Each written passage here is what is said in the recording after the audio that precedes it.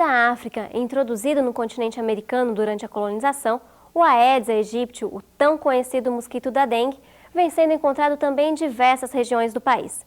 Os primeiros casos da doença transmitidos pelo mosquito aqui no Brasil foram registrados em Recife, por volta de 1685. No início do século XX, Oswaldo Cruz comandou uma campanha contra a febre amarela, que durou 5 anos. A partir de 1928, a campanha se tornou constante.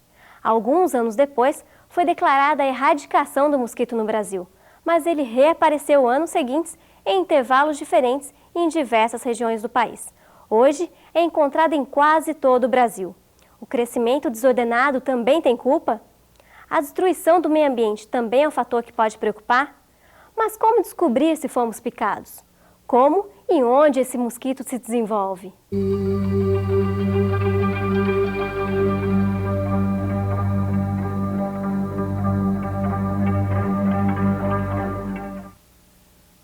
Segundo dados oficiais da Organização das Nações Unidas, nos últimos 50 anos, a população mundial ficou quase 3 vezes maior. No ano de 2000, já existiam aproximadamente 6 bilhões de habitantes no planeta. Esse crescimento da população mundial está relacionado à diminuição da mortalidade infantil, ao aumento da expectativa de vida, à melhoria das condições de saúde e aos avanços da medicina. Mas esse crescimento desordenado traz vários problemas, como vimos em programas passados. Em São José dos Campos, o crescimento sem planejamento adequado afeta também a proliferação de doenças já extintas, como a dengue. Cercada pelo verde das serras, São José não está livre de sofrer com a problemática da dengue. A população vem crescendo cada vez mais. Parece não haver dúvida de que produzimos e consumimos mais do que a biosfera pode suportar, desequilibrando todo o ambiente. Temos poluição nos rios, no ar. Tudo isso de maneira desordenada. De acordo com Sandra, pesquisadora em planejamento urbano, esse problema afeta também a saúde. De acordo com dados levantados no projeto que está sendo desenvolvido aqui dentro da universidade, a gente conseguiu constatar que nos últimos 30 anos a cidade cresceu aproximadamente em área de 800 a 1000%. E de 80 até o final da década de 90, a gente verificou que esse crescimento ele foi muito intenso, principalmente em 2 direções. Um vetor de crescimento forte foi em direção à zona sul da cidade, Jardim Satélite, Bosque dos Eucaliptos, Morumbi, e outro vetor intenso foi em direção à zona leste, que é onde fica o Novo Horizonte, Jardim Santinês e outros loteamentos. Em direção à zona leste, a gente já consegue verificar uma outra forma, digamos assim, de crescimento. Um crescimento mais desordenado, do seu ponto de vista físico, quer dizer, ocupando áreas totalmente inadequadas, declividade muito intensa, proximidade de rio, né? Então, vários loteamentos, até mesmo favelas, localizados à margem de alguns rios e córregos importantes, sem nenhum tipo de infraestrutura básica, água encanada, esgoto e asfalto nem se fala. No caso da dengue, esse desequilíbrio traz problemas com relação ao habitat do mosquito. Esse desenvolvimento, esse crescimento desordenado, então, pode contribuir para o aumento da dengue na cidade? Com toda certeza. Quer dizer, a partir do momento que a cidade ela cresce, motivada por vários fatores, como por pressão do setor imobiliário, principalmente, né, o que a gente tem verificado em São José, a gente vai ter a localização em áreas da periferia de população de mais baixa renda, e são áreas totalmente carentes de infraestrutura, que exatamente que acaba favorecendo a proliferação de vários insetos e vários outros tipos de doenças também, né, por causa dessa falta de saneamento básico, que é exatamente um dos grandes problemas da cidade. A intensificação do processo de alteração realmente se deu com a urbanização, quer dizer, com o café primeiro e depois com a urbanização propriamente dita, quer dizer, com a industrialização. E é claro que quando há ocupação, você acaba alterando o ecossistema. Se por acaso existia um mosquito, né, da dengue no local, provavelmente existia um predador que se alimentava desse mosquito. E a ocupação desordenada, ela vai acabar causando que a destruição do ecossistema, um desequilíbrio, e você acaba com o predador, claro, que esse inseto ele vai se proliferar com muito mais intensidade. A dengue é uma doença febril aguda causada por vírus e é transmitida através das picadas dos mosquitos Aedes aegypti. A dispersão do mosquito e da doença é muito rápida, o que agrava ainda mais o problema de saúde pública em todo o mundo. Nos anos de 96 e 97, foram registrados na cidade de São José dos Campos 3 casos. Em 98, esse número subiu para 10. Já em 2001, esse número assusta. Foram registrados até o mês de junho 32 casos positivos e mais de 60 suspeitos. No estado de São Paulo, o Aedes aegypti foi detectado no Porto de Santos em 1980. 5 anos mais tarde, o mosquito estava presente em 2,1% dos municípios do estado e em 91, 56,1% estavam infectados. O mosquito, notificado no Vale do Paraíba em 86, disseminou-se por todo o estado. Um pequeno surto de dengue ocorreu no oeste de São Paulo em 87, tendo sido rapidamente controlado. Entretanto, em novembro de 90, uma segunda epidemia de dengue surgiu em Ribeirão Preto, na região nordeste do estado. O número de casos notificados aumentou de 174 em novembro de 91 para 7.325 em dezembro. A epidemia desapareceu no segundo trimestre de 91. As epidemias brasileiras de dengue já registraram mais de 300 mil casos notificados entre 81 e 94. Nossa equipe de reportagem acompanhou o dia a dia e o trabalho de prevenção do Centro de Controle de Zoonoses de São José dos Campos. Confira na matéria. Na luta contra a proliferação do Aedes aegypti, cada pessoa deve fazer a sua parte. Mas em São José dos Campos, existe um grupo que luta diariamente contra a possível epidemia. Esse ano nós tivemos notificados 72 casos de dengue já, dos quais 34 tiveram sorologia confirmada positiva. A gente acredita assim, que é um reflexo do aumento do número de casos na população brasileira de um modo geral. Houve um aumento no país inteiro do número de casos. Então, como nossos casos são importados, né, a gente traz de fora o paciente, eu acho que é um reflexo disso. O trabalho diário de prevenção realizado pelo Centro de Controle de Zoonoses de São José dos Campos começa logo cedo. As equipes saem para instalar as armadilhas em várias regiões da cidade. Esse trabalho sempre foi feito pela SUSEM, né, até 98, junto com a prefeitura, quando em 98 a prefeitura assumiu, através na época do plano de erradicação do Aedes, ainda com a SUSEM, mas a SUSEM dando apoio, né? Desde 98 a gente tem um grupo de trabalho que visita semanalmente as armadilhas, né, que nada mais são do que pneus que são colocados em determinadas situações com um pouco de água, né? E essas armadilhas são visitadas semanalmente para coletar aquela água e verificar se tem lava. A principal ferramenta de trabalho é a conversa e a colaboração da população no combate aos criadouros do mosquito. Na sua casa, se você tem algum local que possa estar dando condições para o mosquito estar criando, pode ser? A gente pode entrar na manada? Normalmente os casos aparecem mais na fase de transição de verão, né, para inverno, outono geralmente, porque assim, o ovo ele pode ficar viável, né, o ovo do mosquito, ele pode ficar viável durante até 8 meses. Então, nas estações chuvosas, né, eles podem eclodir, né, e se tornarem, com a evolução do mosquito, o mosquito adulto. E esse mosquito, encontrando com uma pessoa infectada, se infecta através com o vírus e ele transmite a doença para outra pessoa em que ele pica. Então, normalmente, o que a gente vê é o aparecimento da doença no final do verão, geralmente para outono, que exatamente é o que a gente percebe, o aumento do número de casos. Verão, início de outono ainda. E é óbvio que se você tiver uma estação chuvosa já no início de primavera, uma coisa que pode acontecer, você pode ter um aumento também no número de casos já desde o início do verão. Isso pode acontecer. Armadilhas são instaladas e é feita a verificação dos possíveis locais onde possam ter larvas do mosquito.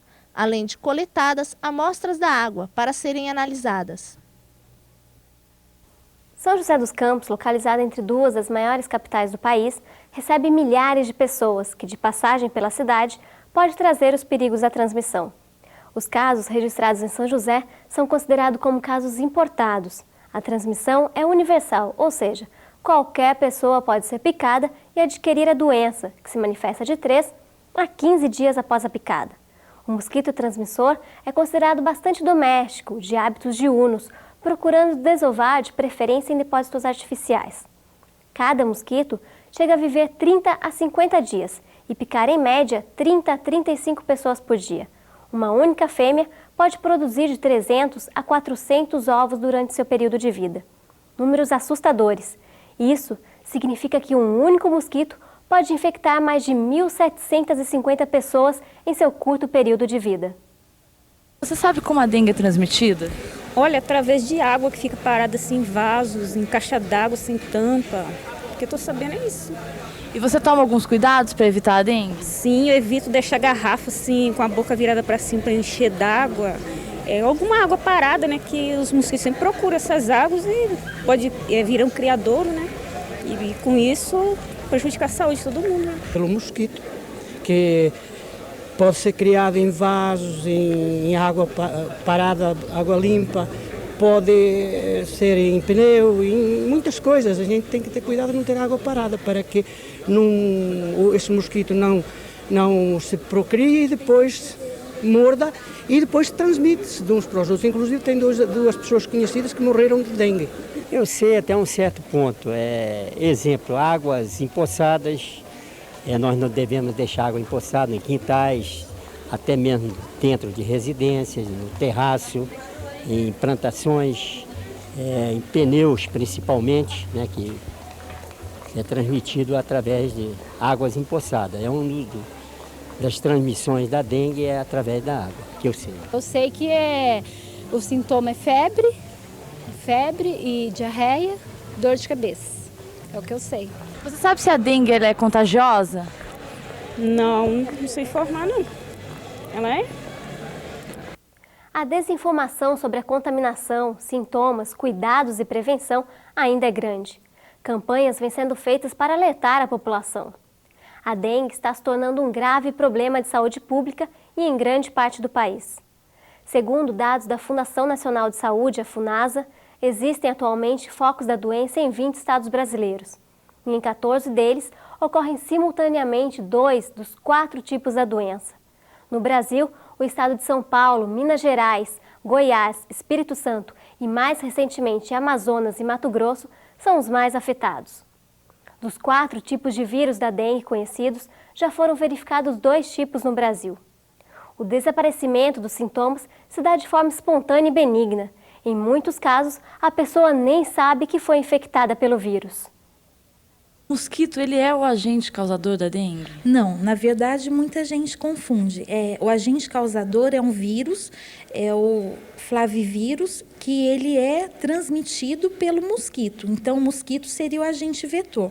Com a picada do mosquito, a pessoa adquire a dengue, né? Mas muita gente confunde, na verdade não é. O agente causador é o vírus que é transmitido pelo mosquito.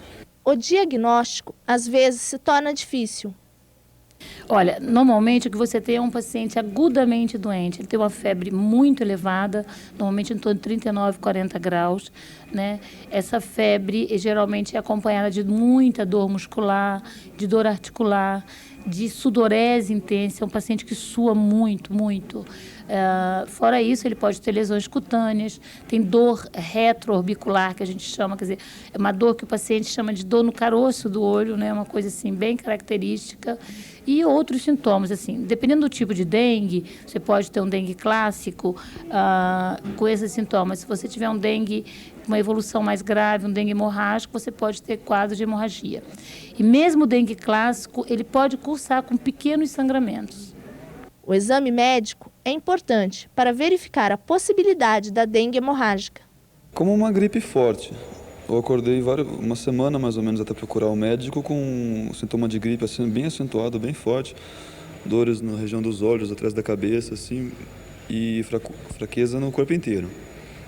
Fora isso, mais nada.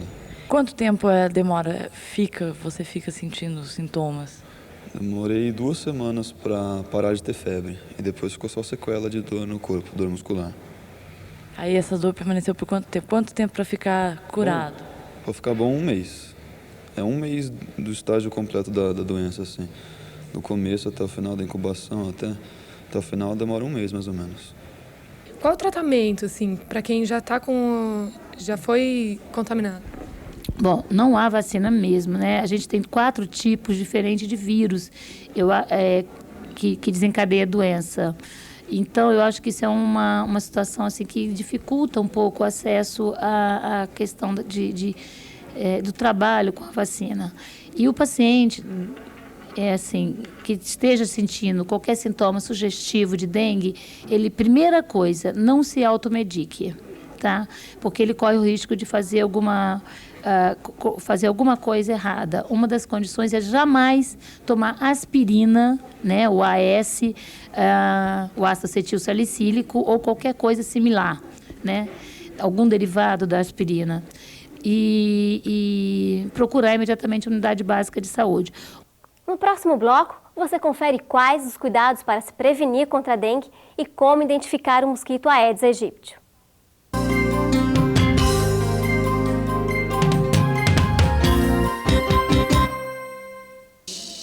Eu sou Bororo. Eu sou Bororo. Eu sou Bororo. Vocês que estiveram em nossas aldeias, estudando e registrando a nossa cultura, colabore conosco, nos enviando tudo que foi gravado, fotografado, filmado ou escrito. Para fazer parte do acervo cultural Bororo. Contribua com o Centro Cultural Barra do Garças, Mato Grosso, Caixa Postal 33, CEP 78600-000.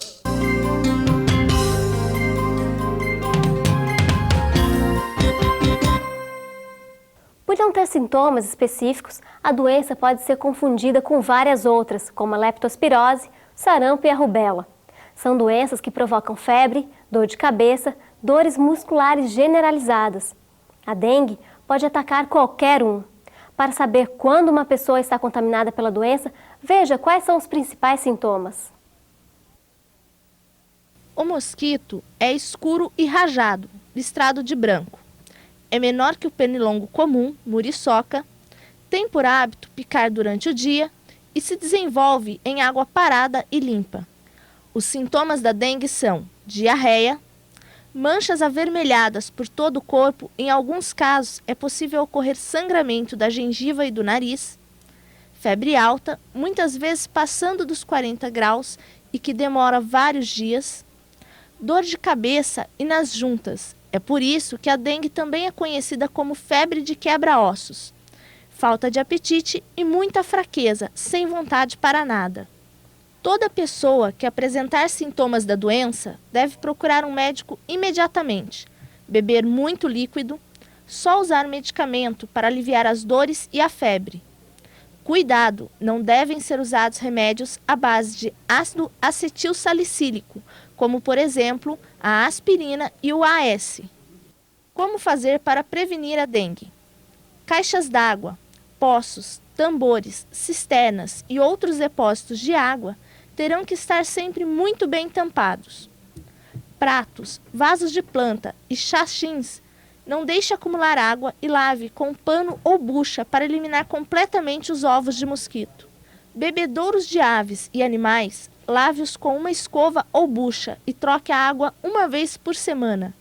Deixe sempre limpas as calhas e a laje de sua casa.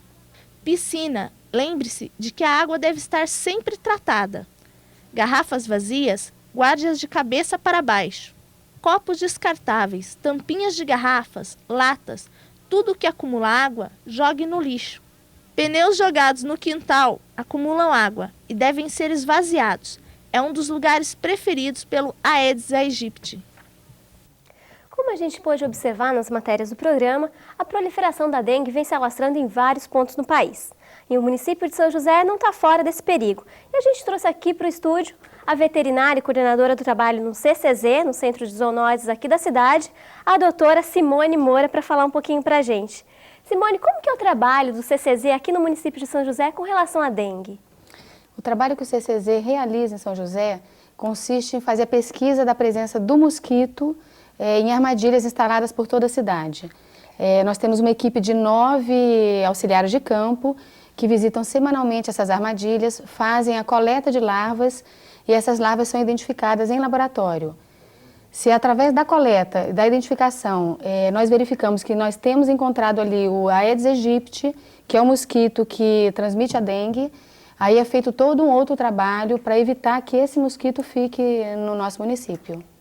A gente esteve conversando há pouco, você me disse que São José está um município, entre aspas, ilhado, ele está ilhado com relação aos outros ao redor. Como que você explica essa fase do município estar ilhado com relação à transmissão da dengue? Isso significa que a nossa cidade não tem o vetor da dengue, o mosquito instalado aqui. Nós temos casos de pessoas que vêm doentes de outras cidades e que se tratam em São José, mas nós não temos aqui o mosquito que transmite a doença. Mas ao nosso redor, vários municípios têm a doença e o vetor instalado. Então, é preciso fazer uma fiscalização bem efetiva para que, em entrando o mosquito, ele não se prolifere, não se instale e não se prolifere. Com relação à proliferação, quais são os locais que esses mosquitos podem se proliferar, né? Com o trabalho do CCZ é feita uma campanha nas casas. Qual é o número de pessoas que faz essa campanha? Como que é feita? Tá. O mosquito da dengue, ele se prolifera em água parada limpa. Então, qualquer coleção de água parada é um criadouro para o mosquito da dengue. Seja um vaso de planta, seja caixa d'água destampada, seja aquele pneu que está no quintal e que a pessoa vai utilizar mais tarde, que está colecionando, por exemplo, água de chuva, é um criadouro para o mosquito. Então, esses são os pontos em que é preciso a pessoa eliminar a água parada. Esses e outros.